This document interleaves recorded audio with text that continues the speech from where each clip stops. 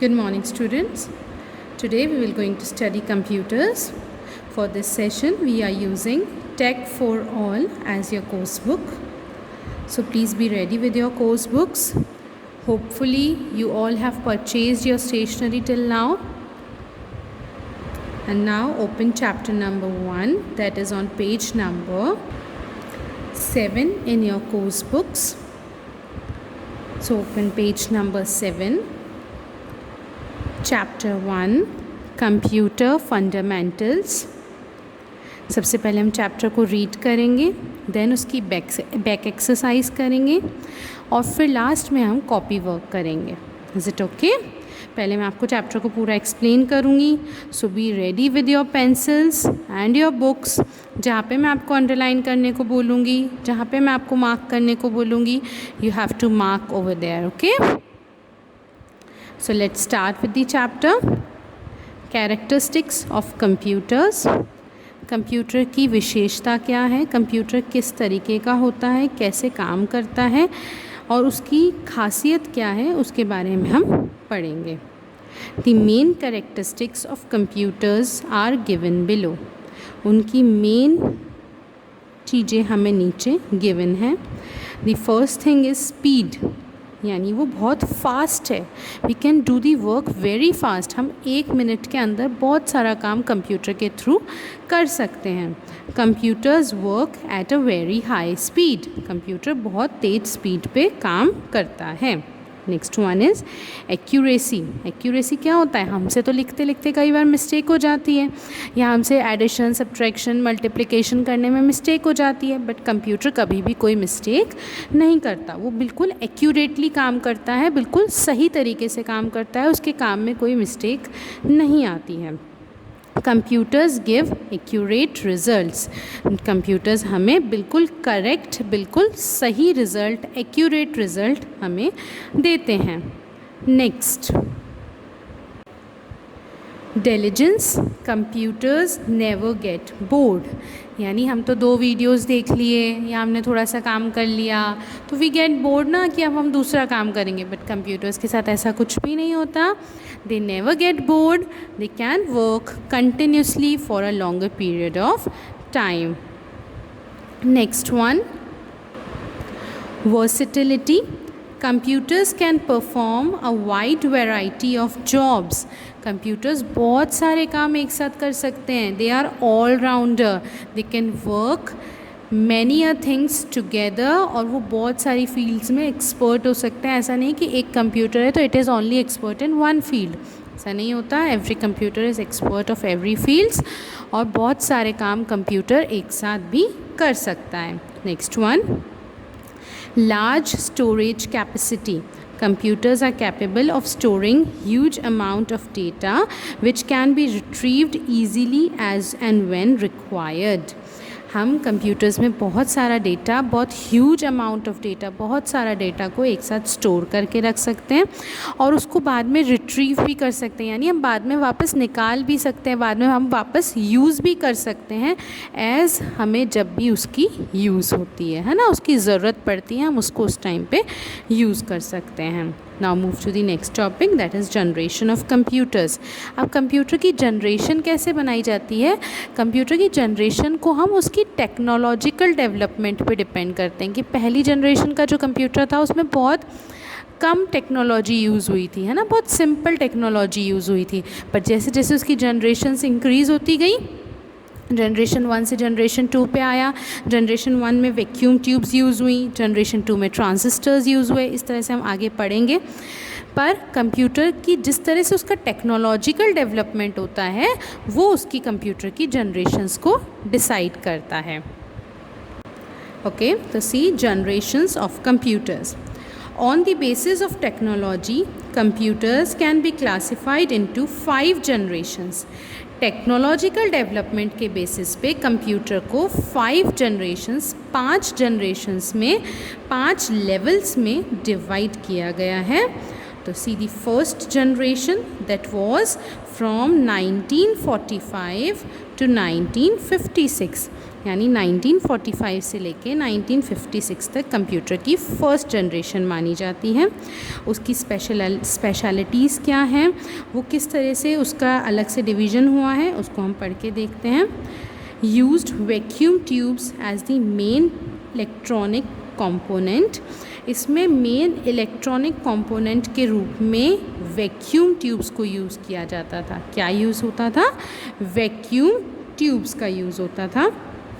Next point 2, fastest calculating device of their time, यानी around 1945 से 1956 के टाइम में ये वाला कंप्यूटर फास्टेस्ट कैलकुलेटर था, यानी इससे ज़्यादा फास्ट कोई और कैलकुलेटर काम नहीं करता था। ये बहुत जल्दी मैथ्स की सारी कैलकुलेशंस परफॉर्म कर सकता था। ह्यूज इन साइज़, इसकी एक बहुत बड़ी प्रॉब्लम थी कि ये बहुत बड़ा होता था साइज़ में। ये पूरे एक कमरे जितना इस कैलकुलेटर का या इस कंप्यूटर का साइज़ हुआ करता था। तो ये बहुत बड़ा साइज़ होता था, इसको स्टोर करने में प्रॉब्लम आती थी, इसको मेंटेन करने में प्रॉब्लम होती थी। Emitted a large amount of heat, बहुत सारी हीट उसमें से एमिट होती थी, उसमें से निकलती थी, यानी वो रूम जो होता था वो बहुत ज़्यादा गर्म हो जाता था, या वो जगह थी उसको बहुत कोल्ड रखना पड़ता था ताकि कोई फायर ना हो जाए, या फिर कोई उसके अंदर से जो एनर्जी थी वो बहुत ज़्यादा रिलीज़ होती थी, बहुत ज़्यादा गर्मी निकलती थी। The cost was very high, वो बहुत महंगा कंप्यूटर होता था, यानी सभी उसको अफोर्ड नहीं कर सकते थे। The cost was very high.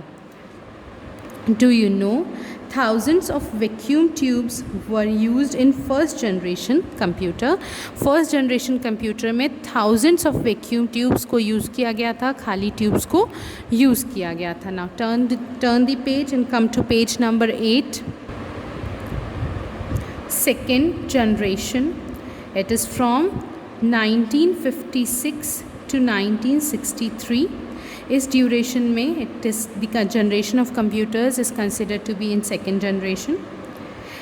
Number 1, used transistors which were better, smaller, faster and consumed lesser energy. अब इस जनरेशन में क्या यूज़ हुआ? ट्रांजिस्टर्स का यूज़ हुआ, जो कि वैक्यूम ट्यूब से बेटर थे, अच्छे थे, स्मॉल थे साइज़ में, छोटे थे, फास्टर थे, जल्दी काम करते थे, और लेस एनर्जी यानी थोड़ी एनर्जी में ज़्यादा काम करके हमारे को रिज़ल्ट प्रोवाइड कराते थे। Number 2, smaller in size and easier to carry from one place to another. अब इस सेकेंड जनरेशन में कंप्यूटर्स के साथ क्या हुआ? उनका साइज़ कैसा हो गया? क्योंकि अब ट्रांजिस्टर्स यूज़ होने लगे तो उनका साइज़ क्या हो गया? स्मॉल हो गया, छोटा हो गया। वो इजी हो गया कि हम उनको एक जगह से दूसरी जगह पे कैरी कर सकें।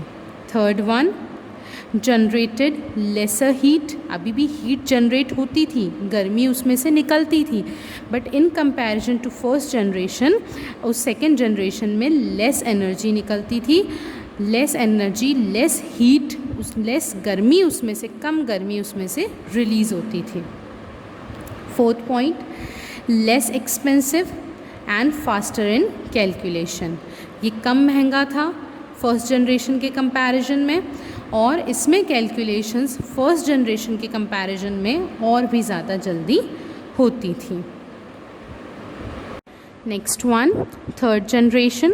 It is from around 1964 to 1975, यानी 1964 से लेके 1975 के बीच में थर्ड जनरेशन ऑफ कंप्यूटर्स समझी जाती है।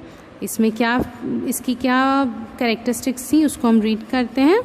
Used the integrated circuit. ये क्या यूज़ करता था? इंटीग्रेटेड सर्किट को यूज़ करता था। पहले वाले में सबसे पहले क्या हो रहे थे? वैक्यूम ट्यूब्स, देन ट्रांजिस्टर्स, अब क्या आ गए?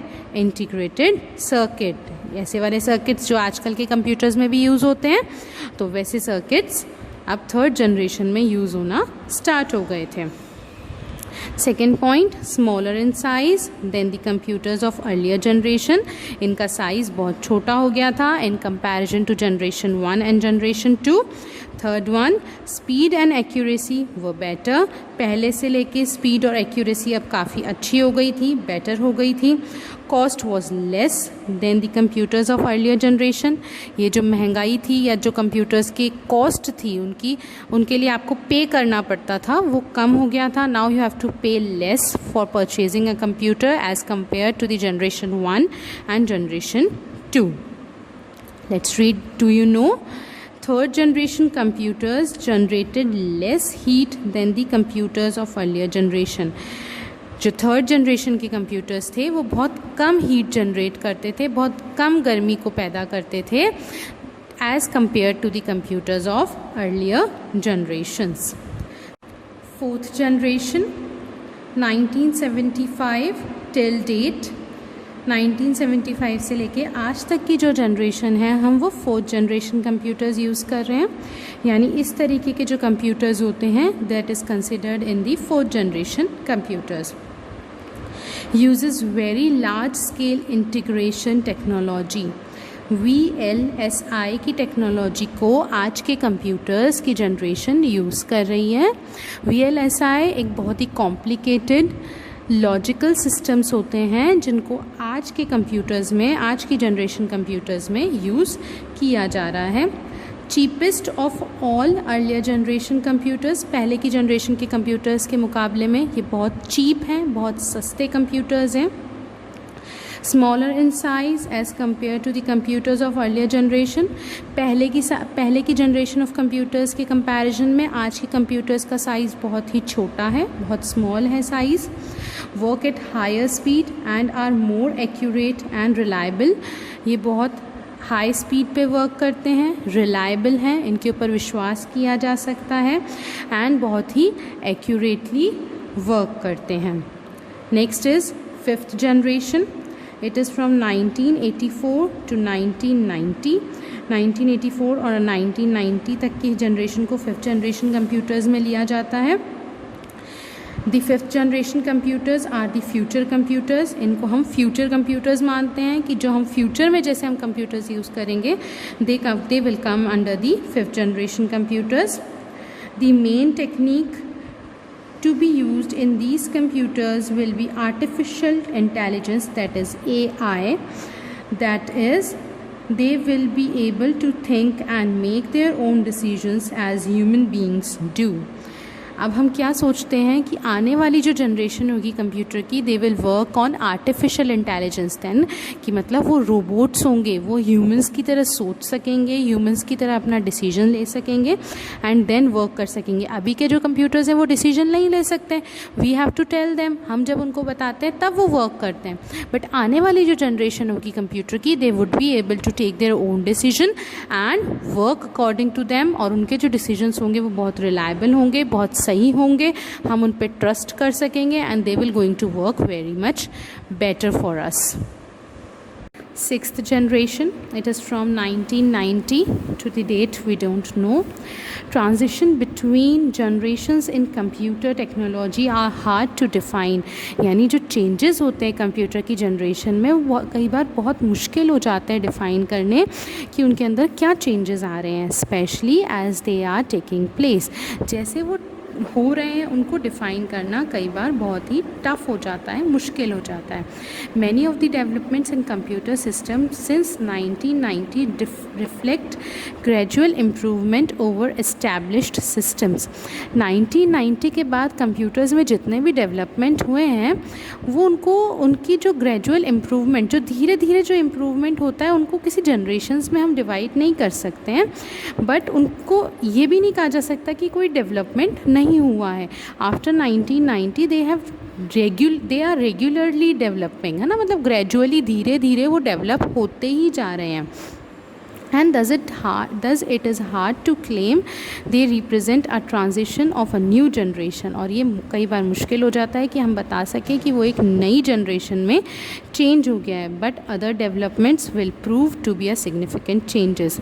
पर जैसे जो बड़े डेवलपमेंट्स होते हैं, जैसे पहली जनरेशन में वैक्यूम ट्यूब्स थी, फिर ट्रांजिस्टर्स आए, इस तरह से जो चेंजेस होते हैं वो काफ़ी इम्पॉर्टेंट होते हैं और वो बता देते हैं कि एक जनरेशन से दूसरी जनरेशन में चेंज हुआ है। बट कोई छोटे मोटे जो डेवलपमेंट्स होते हैं जो धीरे धीरे डेवलप होते हैं, जो हम चेंजेस करते जाते हैं, वो ये डिफ़ाइन करना हमारे लिए मुश्किल होता है कि वो एक जनरेशन चेंज हुआ है।